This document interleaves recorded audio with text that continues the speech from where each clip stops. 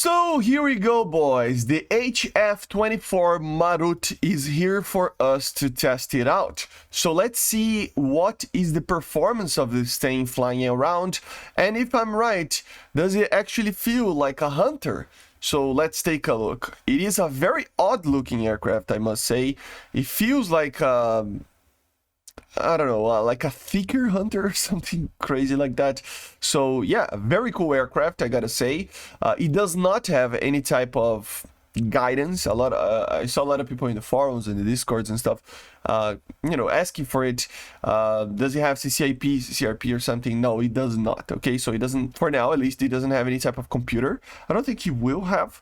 And yeah, it has the 2 Orpheus 703 engines. So like I said, around 20 kilonewtons, a little bit weaker than the 800 series that the G91 uses, but it has 2 of them. So around 40 kilonewtons of power, which is pretty good, actually. It is pretty good. And the rate of climb, 52 meters per second, so they increase it from the numbers that the internet has. So this is probably a better number, because that number that I showed wasn't really fair to the vehicle. So yeah, it should be very, very similar to the Hunter F1.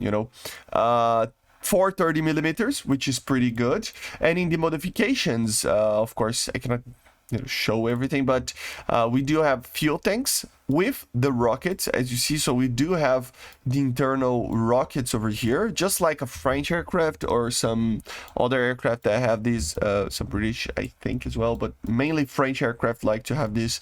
So yeah, they do have some rockets, some snaps, which is pretty good. You can have always some air to ground. You have the capability of using British bombs. Over here we have the Mark 13 high drag. We have the Mark 13 low drag. We have the Nasser, which is what is the Nasser doing here? But it's the Nasser 240, so it's basically like a tiny tin apparently, which is pretty interesting. We have the Mark M2, another British bomb if I'm not mistaken. We have the T10s, and then more snaps. So a pretty alright actually payload over here.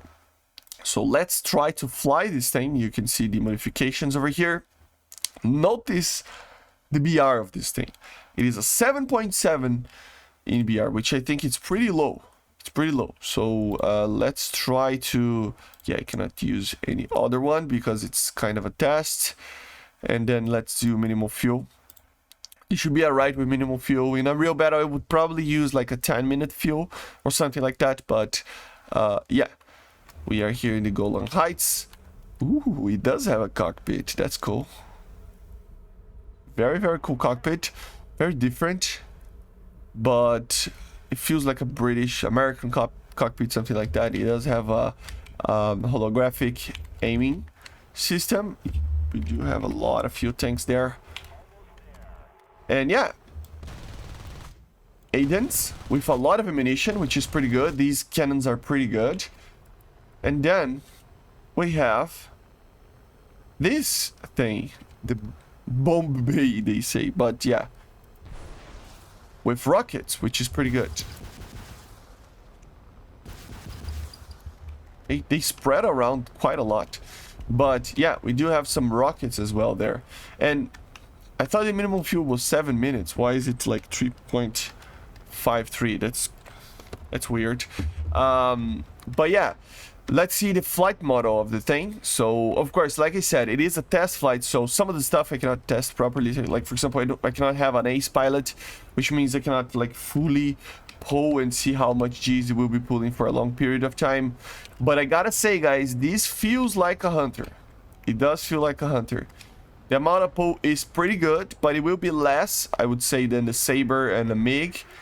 But the acceleration is pretty good, actually. It probably is better than the MiGs and Sabers.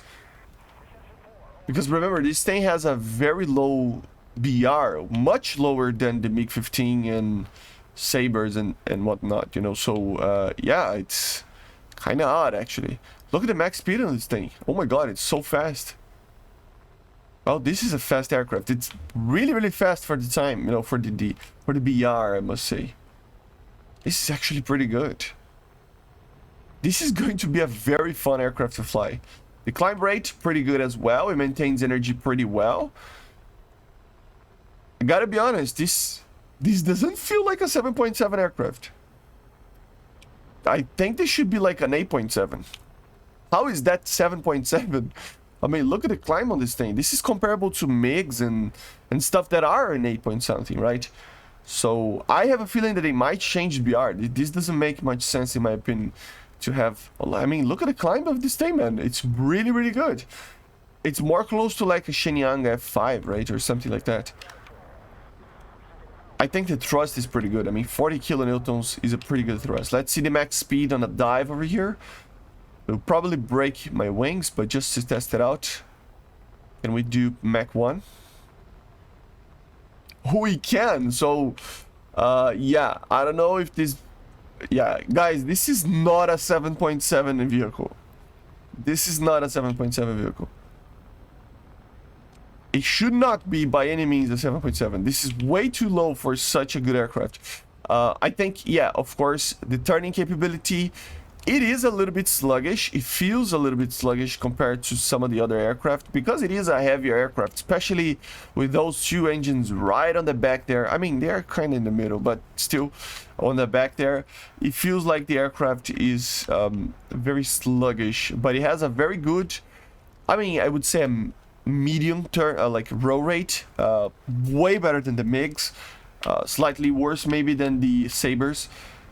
Let's see in a lower airspeed. Do we have a air brake? Okay, we do have an air brake, which is good. And look at the energy retention on this thing. It has an amazing energy retention because of the thrust. So yeah, these things should not be a 7.7. At the lower airspeeds, yeah, it does feel a little bit sluggish. It is pulling less and less, and it's kind of a brake. And it will eventually lose the speed, but the acceleration is pretty good. The max speed is pretty good. So if you maintain your speed, it takes a little bit of time. It doesn't have an afterburner. Don't expect this thing to be like a MiG-19 comparison, right? But guys, this is a very good aircraft. I have a feeling that it will be very good if it maintains at 7.7. I have a feeling that it will be on the very least 8.0 or 8.3. I think this should be 8.3. I have to refly the Hunter to see how it compares itself to it, but yeah, this thing is pretty good. I mean, look at the speed that it has, man. Because the majority of the aircraft that we see in these BRs, they tend to, when they are getting to these high speeds, they tend to not be able to get to the 1100 so easily, right? And even then, the compression is pretty good. And look at this. This is where the aircraft turns the best. So it's kind of an aircraft made to actually fly this fast, right? It's made to turn at these speeds, while the MiGs and Sabres, especially the MiGs, you know, will be compressing a lot when they get to those speeds. These aircraft can maintain a pretty significant energy retention. And you do have your air brakes. I don't think they are the most efficient ones ever, but they are probably better than the MiG ones. Sabre ones probably better. And I don't think this thing should be flying in low speeds. I mean, it really is bad at low speeds. You can feel that the aircraft doesn't like to turn. So it is a heavy aircraft, okay? So compared to those, especially against the MiGs. So I would say that you probably shouldn't be flying too low of an airspeed with it. Try to maintain your airspeed in a high position to try to do something with kind of a boom and zoom kind of tactic in mind, especially since this thing can actually go Mach 1 in a dive, which is nuts. I don't ever thought this thing would be able to do that. Maybe the flight model is not ready yet, but for now it feels like this is a very, very fun aircraft to fly. And of course, you will be able to carry bombs, rockets.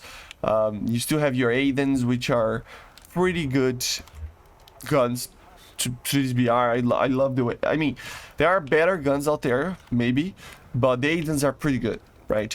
So let's try to land this thing to see how difficult it is. Like, see how slick the design is. It doesn't like to lose speed. Look at this. It's maintaining a pretty good speed. So that's the thing. I think the energy retention, the drag on the aircraft is pretty low. okay? I have a feeling that it is. I have to check the numbers, that's what I mean, but it's an aircraft that doesn't like to lose speed, and when it doesn't fly very well. So don't try to fly this thing in lower airspeeds. This thing is more for a high speed kind of situation. It's sad that it doesn't have afterburner, but yeah, and look at the stall speed on this thing. Oh my god, this is a very low stall speed for such a sleek design. Swept wings and stuff, and 200 and something of a stall speed. That's very low. That's very low. That's good. That's really, really good. Because although you don't have a lot of controllability in the low speed ranges, you will be able to at least land in a easier manner. Because the faster you have to land, the harder it is to land, right? And normally means that it is harder to control the aircraft in very, very low speed situations. So this aircraft is pretty alright on that, but overall it feels a little bit brickish when it's at its lower airspeed. So yeah, basically this is the Marut. A very, very interesting aircraft. I know not a lot of people are caring too much about this, but honestly, it's not a copy-paste, boys. Enjoy it. It's not a copy-paste. Finally, not a copy-paste event vehicle like this. So very cool aircraft in my opinion. Unfortunately, no computers, radars, or anything with that, but it is indeed a very cool aircraft. I think it's gonna be very good, and honestly I have a feeling that it will be a higher BR than 7.7. It should be like an 8.0 or 8.3 on the very least. But yeah, basically this is it. I hope you enjoyed. Make sure to subscribe. Let me know in the comments what you think about the Marut, and I see you guys. Bye.